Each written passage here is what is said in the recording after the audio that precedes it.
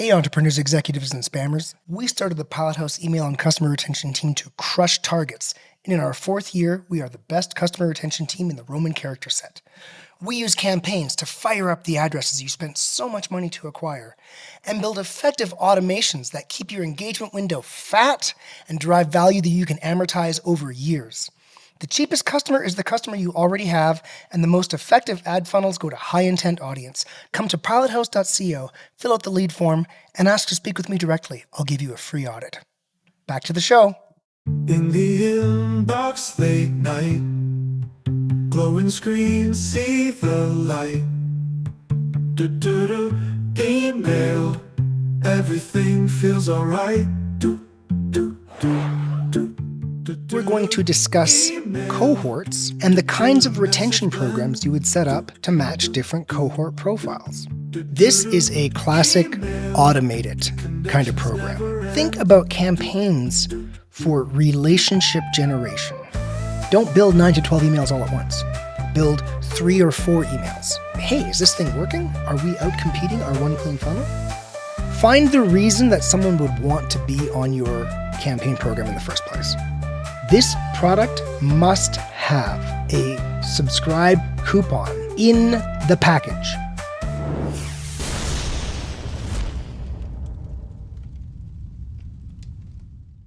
It's the world's best email and retention podcast, and I'm your host, Jordan Gordon. We are a member of the DTC network of podcasts and the philosophical home of the Pilot House email and customer retention team. If you want to make the sweet nectar of low-cost revenue a big part of your digital ecosystem, follow us on your favorite podcast app today. This time we're going to discuss cohorts and the kinds of retention programs you would set up to match different cohort profiles. And by cohorts, what we're talking about is when someone purchases, whenever they purchase, how long does it take them to repurchase, and how much do they repurchase when they do? And we're looking at this really high level. We're just looking at purchases and revenue, right? We'll discuss 4 different profiles, which are kind of note to us and inform us on how to approach a retention program. And, likely you fit into one of these buckets. The first profile is an acquisition business. You know what? You're just trying to get a first-time buyer because lifetime value isn't a big part of the business. And so there, you're not really setting up a retention program. You're setting up kind of an email and SMS program, but it's really part of your acquisitions framework. Next, we'll discuss a balanced business. And that's just, repeat purchases are an important part, but they don't come so easily. Then I'd say a classic retention business, which is like someone makes their first purchase and they're very likely to purchase again because they need more or something like that. A replenishment kind of business. And then finally, product subscription, where they subscribe and they get the product every month. So without further ado, let's just go in and discuss the first one. Here we are. We're looking at an acquisition business. For the audience at home, I've got some graphs up here, some tables and graphs. You can come to find the world's best email and retention podcast on YouTube and see these graphs. But if you just want to listen, I'm going to talk through it. So it's not a requirement. And we have the exact same setup for the different 4 profiles we're going to discuss. Now, if we look at the bottom left graph, we just see over time how many people are repeating, right? First quarter, maybe 3.5% of people repeat. And then down to, 10, 11, 12th quarter after first purchase, there's less than 1% of people repeating. It's not very much. And then in the middle table, we just see over time, there's this kind of accumulative repeat purchases. And after 12 quarters, 15% of people have repeat purchased. And there might be someone who does it more than once in there. So 15 might even be a bit of an overestimate. And then finally, on the graph on the right, we see what happens, the accumulated dollar spend. So on $11 million worth of first-time purchases, we're looking at less than $1 million, much less than $1 million in accumulated repeat purchase value over 6 quarters, so over a year and a half. You know what? Bottom line, repeat buyers aren't moving the needle. So how are you going to set this up? I would not really think a whole lot about campaigns for this program. I mean, you are going to create campaigns, but every campaign you create, you're going to be thinking about it being evergreen. So we all have to do product launches, and product launches are like, they're not evergreen because you're not launching that product every day. We all do things like Labor Day sale and things like that. Yeah, those are not evergreen, understood. And so maybe a couple of campaigns you build a month are not going to be evergreen, but every single other one, explaining it. Hey, what is this product? It's a one-time purchase kind of product. So, what's important to know about construction, installation, how you use it in everyday life, all those kinds of questions that people want answered, the kinds of questions that, don't get answered in the advertising period, like we just discussed with Abe's last episode or a couple episodes ago. You're trying to connect with people emotionally in the paid ads and then kind of just really flesh out all the features and benefits in email. Yeah, all that stuff. Those are campaigns. And then once you build that campaign, you slot it in and you create a gauntlet. And imagine the gauntlet is like, essentially it's a really, really crazy welcome flow is what essentially it is. But, first 3 weeks, first 2 weeks, an email every 2 days. The next 3 weeks, an email every 3 days. The next 4 weeks, an email every 4 days. That's 12 weeks. And you're doing like an email every 3 days. It's a gauntlet. But you don't have to send it again. You just create it and you schedule it in because you're not trying to create that relationship over time. You're trying to increase those first-time purchases. And if somebody really wants to come back and spend some more, hey, great, they can. You are going to send like we discussed, a couple campaigns a month. Hey, Labor Day sale. But just this is a classic automated kind of program. I want you to think about campaigns for relationship generation. Okay? That's what we're going to think about campaigns for here. And we're not trying to generate that relationship, right? I mean, when you're trying to build a relationship with someone, trying to make a friendship, you don't just come up and say the same thing every time, right? Hey, what's new in your life? Oh, this is what's going on. Hey, we're doing this now. We're doing this now. That's an interesting relationship to build. Oh, some interesting stuff. That's campaigns. That's classic campaign stuff. Not important here. So this cohort profile, I would probably send 1/4 as many campaigns as I would say the average brand I audit who has this profile. And just focus entirely on this gauntlet that we discussed, right? Flood the inbox for 3 months. Okay, that's kind of interesting. Let's go and let's look at the next cohort profile. Let's analyze this. I would say this is very balanced. I mean, obviously these are brands that we represent. So I know this brand inside and out. I'll just say like about a third of their incremental year-over-year buyer growth is coming from repeat buyers. Super balanced kind of retention business. Hey, a 30-year growth is coming from your base. So how does that look when we look at the cohorts? Well, we can see here, bottom left table, between 12, 13% of people repeat in the first quarter. Okay. You are going to find, if you go look at your cohorts in Shopify, by the way, all this data is just Shopify. I just took the cohort stuff from Shopify and put it into a spreadsheet because I'm a spreadsheet kind of guy and I like to manipulate the data. I wanted to do some cumulative stuff. So 12 or 13% repeat in the first quarter. When you go into Shopify, you'll find lots of people. There's this crazy spike in actually the first couple months. And you would think, people are going to, tool around with it and then 6-9 months later make a repeat purchase. You're going to think that's kind of how it works. But, in reality, a ton of people repeat in the first quarter. That's why we want our post-purchase flow to really focus on making someone a repeat buyer within 30 days, which we're going to discuss right here. So that degrades down. And then what do we see? Like 6 quarters later, maybe between 3 and 4% of people are repeating. So we had a ton of repeat up front, and then it declines. And second table, when we look at the cumulative chart, we can see that, 13% are repeating in that first quarter. And then it moves up and up and up and up and up until kind of quarter 12. We're seeing 60% of people have made a repeat purchase, right? Now, I'd said, yeah, balanced business, right? A third of the growth is coming from repeat.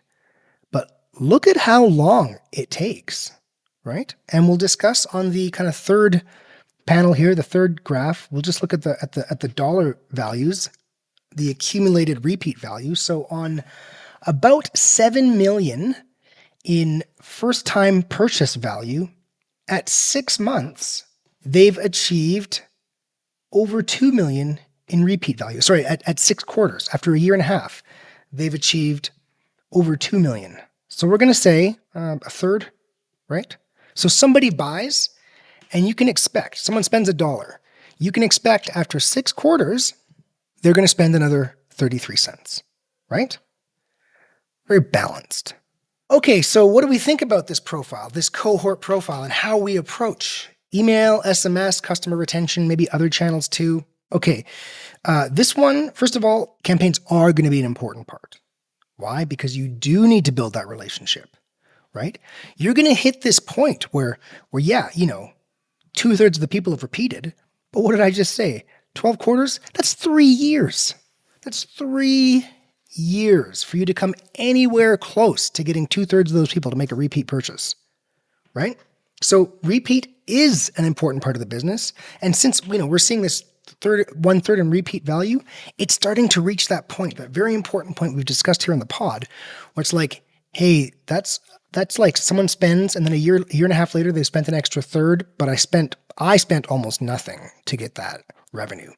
And so when we kind of add it all together, that's like a quarter of your revenue is low cost. You're sending emails, which are, compared to ads, incredibly low cost. I mean, Klaviyo when we work on kind of multi-channel, scaling brands, Klaviyo is about, and this is obviously different from brand to brand, but it's about 10x more cost efficient when you look at it on a 7-day click, right?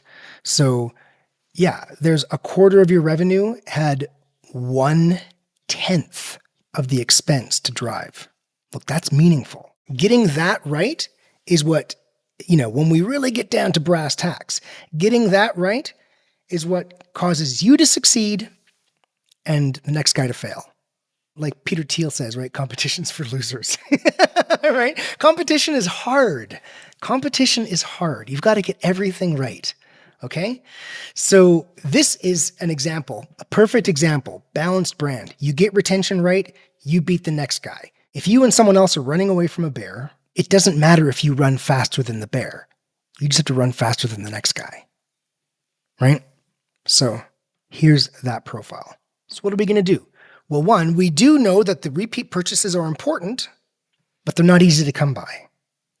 So we are going to have we just discussed a gauntlet welcome on the last one. This is a gauntlet post-purchase.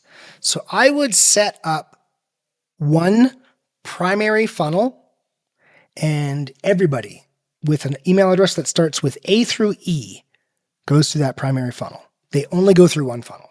And so we can see, hey, what's it like when we try to get someone to buy again through this clean funnel?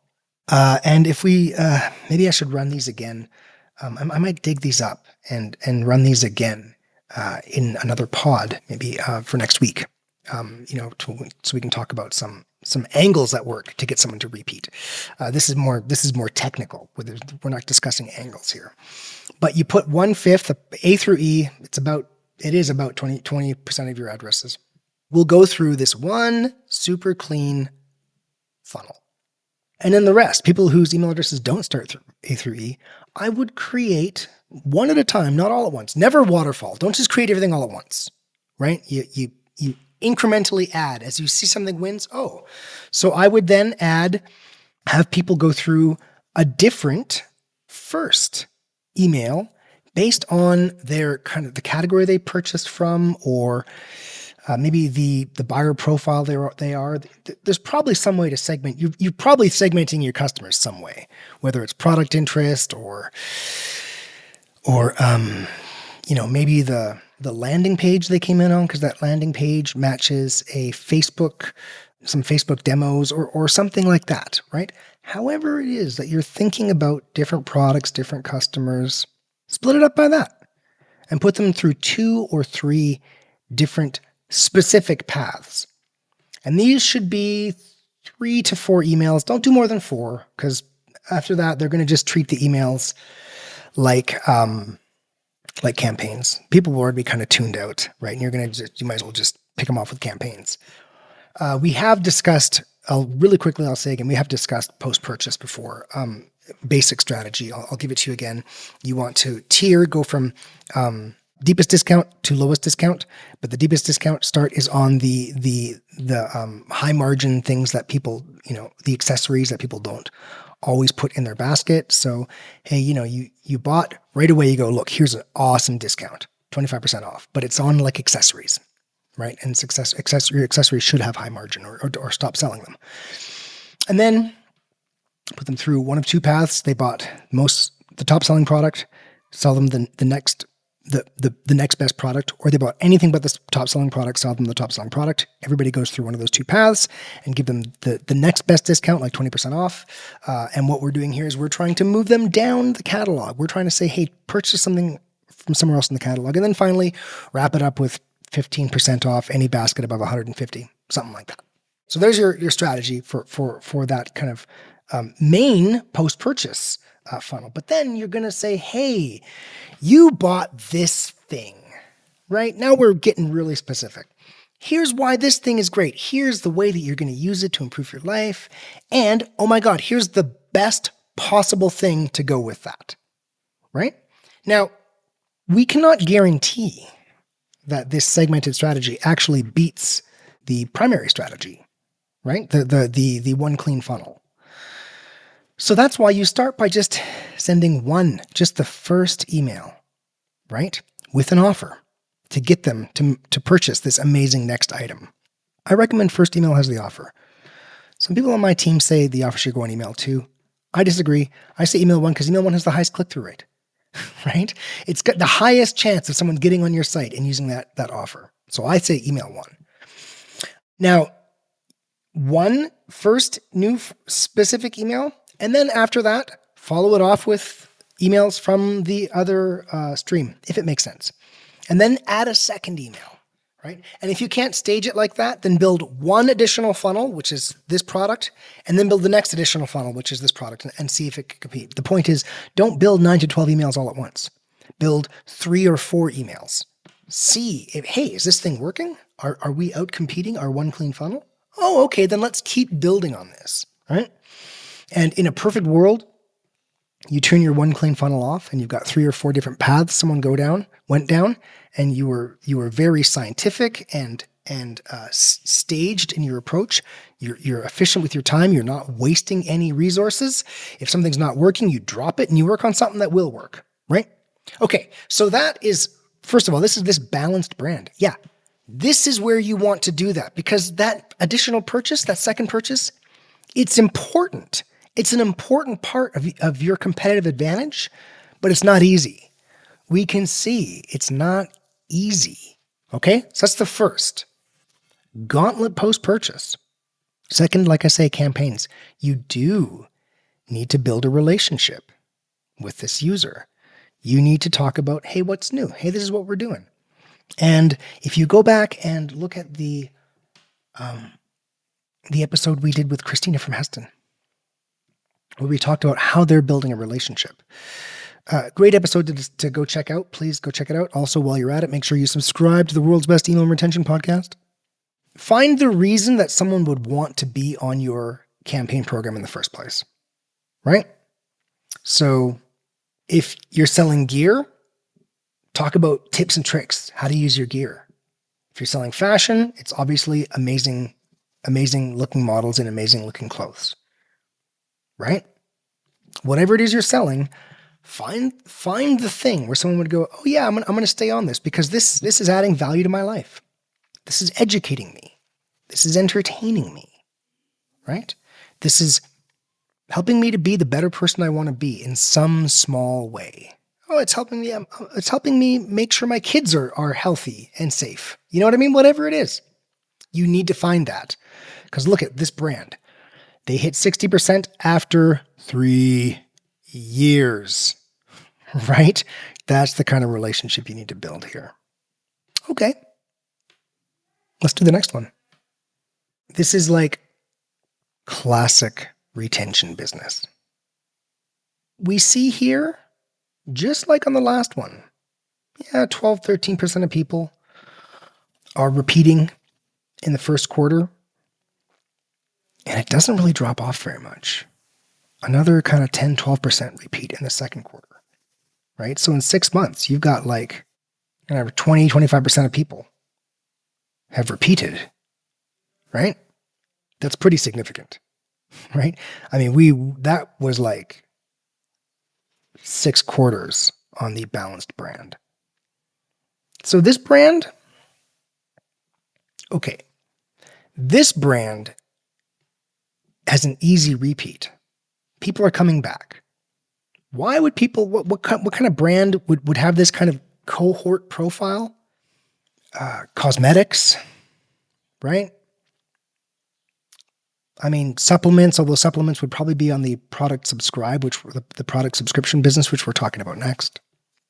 But just consumables. Oh, we got to get more. Whatever it is, whether people consume it or whether it's consumed in industrial uses, consumables. Now, okay, over 3 years, same view as last time, right? Over 3 years on that last brand, it was we hit 60%. On this one, over 3 years, we hit 70. So over that 3-year time frame, it doesn't really, I mean, it levels off, right? Where is it different? Okay, well, the first purchase in $3 million worth of first purchases.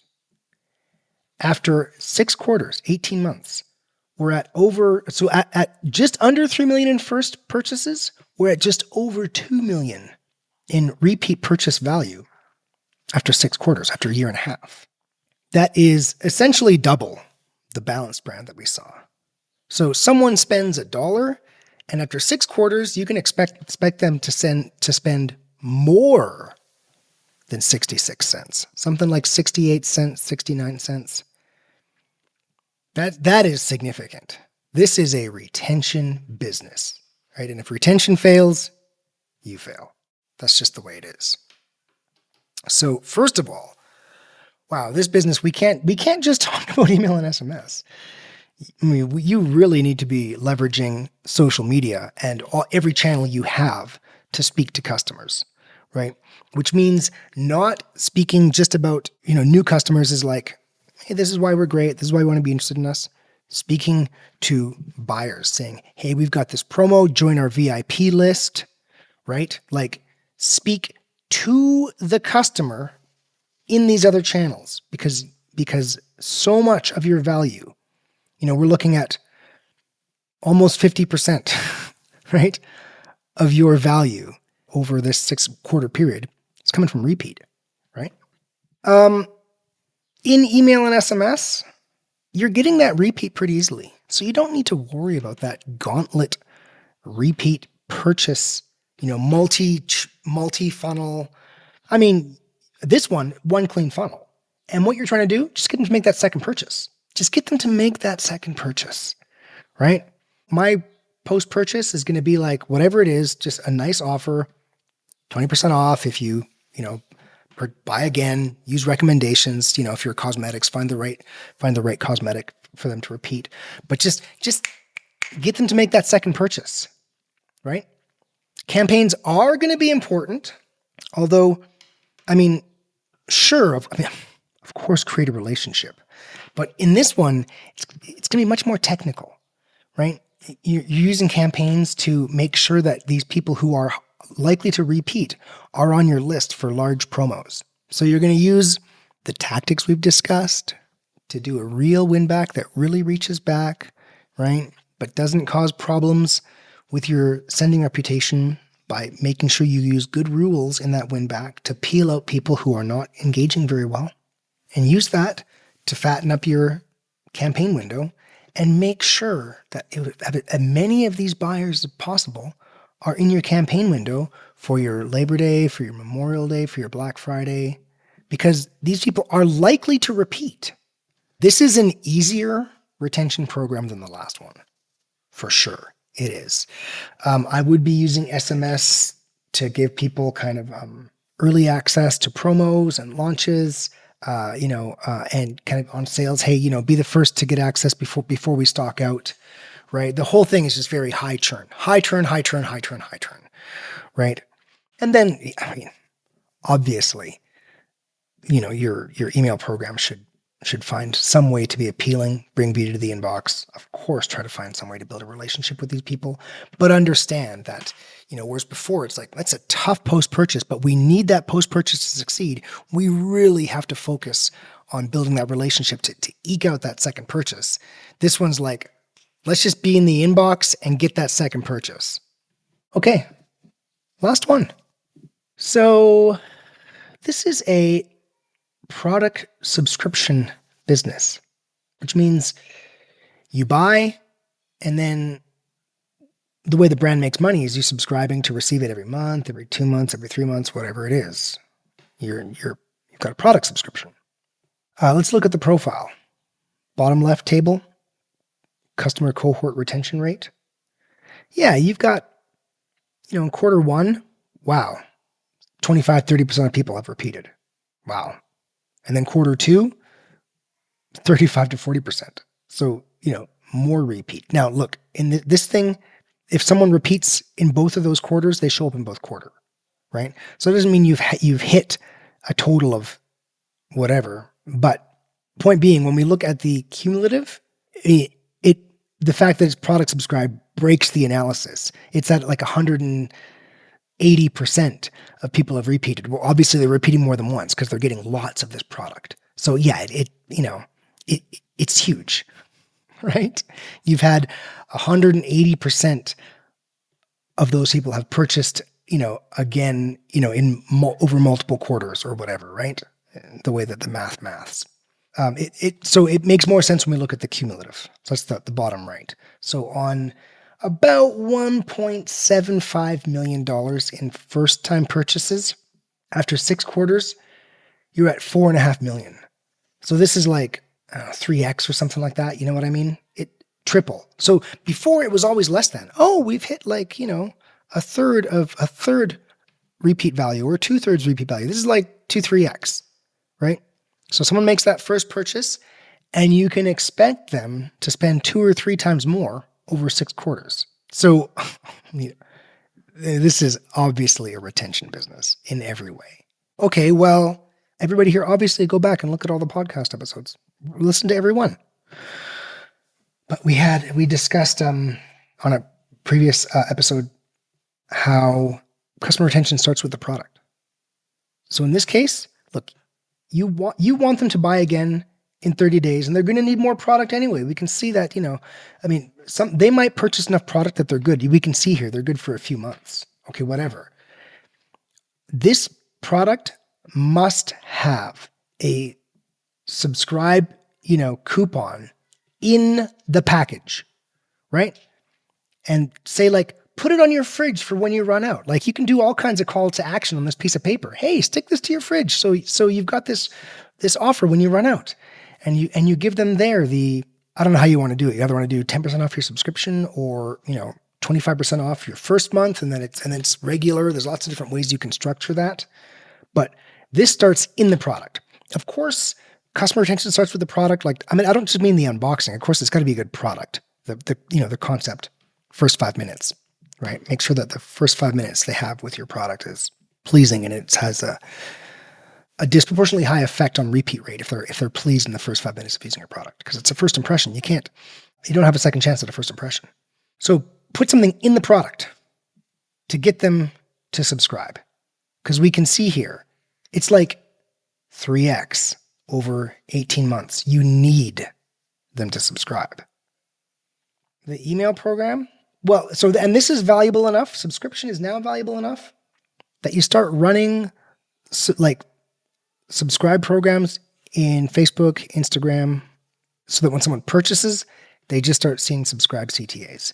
You don't always use Facebook and Instagram to market to first-time buyers, because you're then paying for that buyer again. You're losing the repeat benefit. But when they subscribe, they're repeating multiple times. So what you're saying is like, look, we're going to pay a lot for the first purchase, and we're going to pay it not as much, but a bunch for the second purchase too. And then it's going to start getting affordable. So definitely on this retention program, be running Facebook and Instagram subscribe programs. Finally, for the email and the SMS, come up with a few different killer offers to find out what is most likely to get someone to repeat. And say you do 2 or 3, you put them down 2 or 3 different journeys that just repeats these offers over and over again. So someone's in all 3. They're in all 3, right? Don't segment it. They're in all 3, and we're going to see what works over time, right? And what you're going to end up seeing, and you run it for a while, run these for a while, and you're going to see,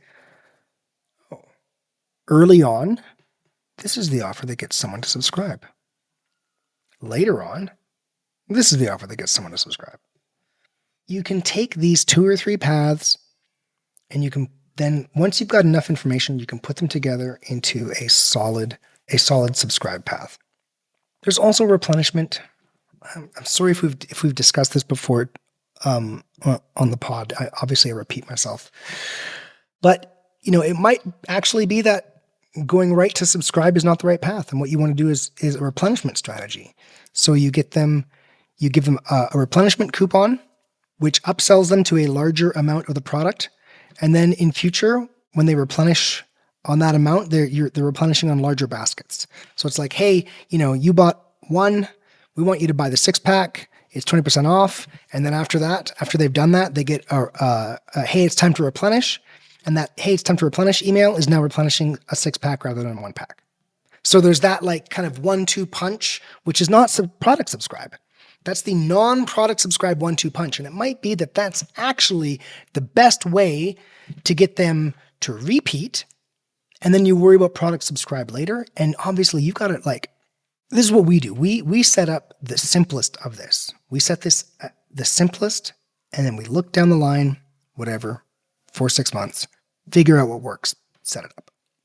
Studying this, it's much easier on the brand side because you can you've got the time, right, to get really, really nuanced in that journey. But what I've just described is like, look, let's say, we're all busy. You entrepreneurs, executives, and spammers, you are busy, right? And this is, for product subscription, this is obviously warrants the time. But, you want to start with something simple, easy, what I just described, simple and easy, right? Set it up, watch it for a few months, make some decisions. But that's what you're doing with the email and with the SMS. SMS is great for replenishment, right? Oh, hey, we figure you're probably out, get some more. Oh, that's kind of useful, right? That's better. That's more pleasing for the user than just getting like, oh, I'm getting an SMS every 3 weeks, right? And email, of course, is better for conveying rich information for someone who's considering subscribing. And of course, look, once someone's on your subscription, they need to be in a different path. They need to stop getting all those offers, right? So we just put that another gauntlet. If you listen to this whole thing, you'll notice it's always kind of like put them through a gauntlet. Put them through this. Whoa, get the result. What do you need to get the result you want? 1, inboxing. You need inboxing to get the result you want, which means 2, you need to send a lot of messages, right? 3, you need the thing that's going to get them over the finish line, which is A, well thought out content, and B, just the small offer where they're thinking about it, and they're like, you know what? I'll do it, right? That small offer. You need those things together. You need all those things. But then once they're through that gauntlet, you got to take them out of that gauntlet. So take them out and put them down something that's not full of offers. It's just full of rich information to keep them subscribed, right? Oh, here's how this is enriching the lives of other people like you. Oh, other people like me, right? And social proof is huge. So this is the most complicated customer retention program of the 4 that we've described, but it's also the most valuable, right? You're tripling the money off that first purchase over the course of a year and a half. Yeah, you've got to think this through. It takes time to set up. When we kind of set this up for a client, it's like it's happening slowly over the course of months. Because every single thing you do, you have to push enough addresses through to get information to see what's working. This is like this retention program is a full-time job. Like if you're a brand, you know what I mean? Like you need to have, look, if you got someone on the brand side, great. They're devoted. If you've got an agency, obviously you're going to be going with Pilot House email and customer retention because we are the best customer retention team in the Roman character set.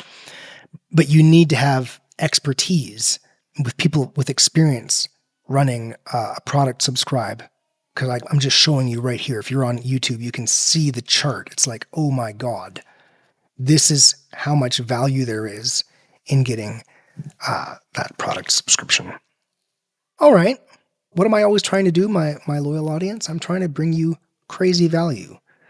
So if you've been thinking about or working on your customer retention program, I talk about so many different things. There's so many different ideas I fly around.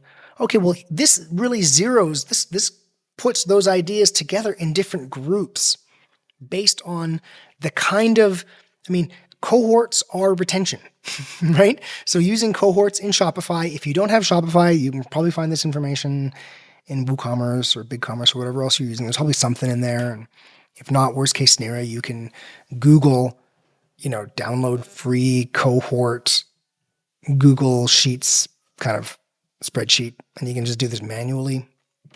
Or you know what? You might just know. Just looking at your repeat rate in Shopify is going to, you could just kind of eyeball it a bit and try to figure out, where do I fit in here? But this helps you figure out how to put those ideas together to build the customer retention program that is right for you. On that note, entrepreneurs, executives, and spammers, have fun spamming. In the inbox late night, glowing screens see the light. Email, everything feels alright.